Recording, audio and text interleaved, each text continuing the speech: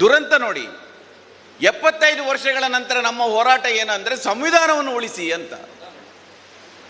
ಸಂವಿಧಾನವನ್ನು ಹೇಗೆ ವಿಸ್ತರಿಸುವುದು?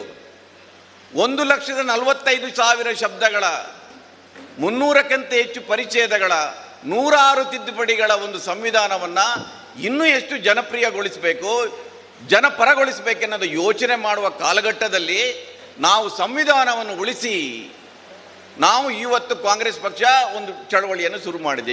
ಅವನು ಹೇಳ್ತಾನೆ ನನ್ನ ಸಿದ್ಧಾಂತ ಇದು ಅಂತ. ಇನ್ನು ದೊಡ್ಡ ನಾಯಕರನ್ನು ಕೇಳಿದರೆ ಕಲ್ಚರಲ್ ನ್ಯಾಷನಲಿಸಮ್ ಅಂತ ಹೇಳ್ತಾರೆ, ಅವರು ಹಿಂದುತ್ವ ಅಂತ ಹೇಳುದಿಲ್ಲ.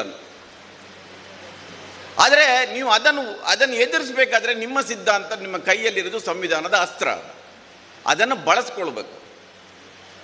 ಅದನ್ನು ಕೊಟ್ಟವರು ಯಾರು? ಅದನ್ನು ಬರೆದವರು ಅಂಬೇಡ್ಕರ್, ಬರೆಸಿದವರು ಪಂಡಿತ್ ಜವಾಹರ್ಲಾಲ್ ನೆಹರು.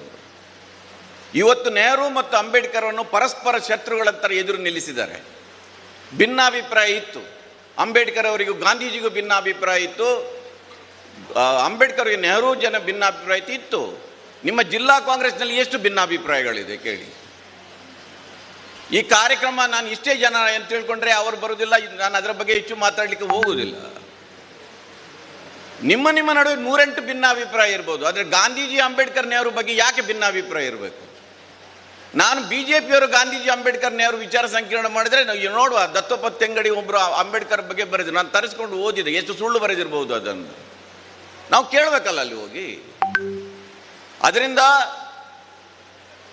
ನೆಹರು ಅವರು ಅಂಬೇಡ್ಕರ್ ಅವರನ್ನು ಕರೆತಂದು ಸೋತಿದ್ರು ಅವರು ಚುನಾವಣೆಯಲ್ಲಿ. ಅವರನ್ನು ತಂದು ಕಾನೂನು ಸಚಿವರನ್ನಾಗಿ ಮಾಡಿ ಅವರಿಗೆ ಪೂರ್ಣವಾದ ಸ್ವಾತಂತ್ರ್ಯವನ್ನು ಕೊಟ್ಟು ಸಂವಿಧಾನವನ್ನು ಬರೆಸಿದರು. ಇವತ್ತು ಇಡೀ ದೇಶದಲ್ಲಿ ಯಾವುದಾದ್ರೂ ಒಂದು ಸಮಸ್ಯೆ ಇದ್ದರೆ ಸರ್ವ ಪಕ್ಷಗಳು ಒಟ್ಟು ಕೂಡಲಿಕ್ಕೆ ಸಾಧ್ಯ ಆಗ್ತಾ ಇಲ್ಲ. ಕಳೆದ 10 ವರ್ಷಗಳಲ್ಲಿ ಒಂದು ಸರ್ವ ಪಕ್ಷಗಳ ಸಭೆ ನಡೆದಿಲ್ಲ, ಸರ್ವ ಪಕ್ಷಗಳ ನಿಯೋಗ ಹೋಗಿಲ್ಲ. ಅಷ್ಟೊಂದು ಭಿನ್ನಾಭಿಪ್ರಾಯ, ದ್ವೇಷದ ರಾಜಕಾರಣ ಇದೆ ಇವತ್ತು. ಆ ಕಾಲದಲ್ಲಿ ಒಬ್ಬ ಸೋತ ನಾಯಕನನ್ನು ಕರೆತಂದು ಕಾನೂನು ಸಚಿವರನ್ನಾಗಿ ಮಾಡಿ ಅದನ್ನು ಸಂವಿಧಾನವನ್ನು ಬರೆಸಿದರು. ಇದನ್ನು ಯಾರು ಕ್ಲೇಮ್ ಮಾಡಬೇಕು? ಕಾಂಗ್ರೆಸ್ ಪಕ್ಷ ಮಾಡಬೇಕು.